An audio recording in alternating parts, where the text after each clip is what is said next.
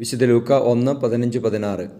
ദൂതന്മാർ അവരെ വിട്ട് സ്വർഗത്തിലേക്ക് പോയപ്പോൾ ആട്ടിടയന്മാർ പരസ്പരം പറഞ്ഞു, നമുക്ക് ബത്ലഹേം വരെ പോകാം, കർത്താവ് നമ്മെ അറിയിച്ച ഈ സംഭവം നമുക്ക് കാണാം. അവർ അതിവേഗം പോയി മറിയത്തെയും ജോസഫിനെയും പുൽത്തൊട്ടിയിൽ കിടത്തിയിരുന്ന ശിശുവിനെയും കണ്ടു. പരിശുദ്ധ പരമദിവ്യകാരുണ്യ ഈശോയ്ക്ക് എന്നേരവും ആരാധനയും സ്തുതിയും പുകഴ്ചയും ഉണ്ടായിരിക്കട്ടെ. ഈശോയെ, ഞങ്ങളങ്ങയെ സ്തുതിച്ച് ആരാധിക്കുന്നു. ആട്ടിടയന്മാരോട് ചേർന്ന് ഞങ്ങളങ്ങയെ സ്തുതിക്കുന്നു. കർത്താവേ, സ്വർഗത്തിൻ്റെ സന്ദേശം ഞങ്ങളുടെ ഹൃദയങ്ങളിൽ എഴുതണമേ. അങ്ങയുടെ കരുണ ഞങ്ങളുടെ കൂടെ എപ്പോഴും ഉണ്ടായിരിക്കട്ടെ. Hallelujah, hallelujah, hallelujah. ഈശോയെ, പുൽക്കൂട്ടിൽ ജനിച്ച ഉണ്ണീശോയെ ഞങ്ങളങ്ങയെ ആരാധിക്കുന്നു. ദിവ്യകാരുണ്യനാഥനെ ഞങ്ങളങ്ങയെ സ്തുതിക്കുന്നു. Hallelujah, hallelujah, hallelujah.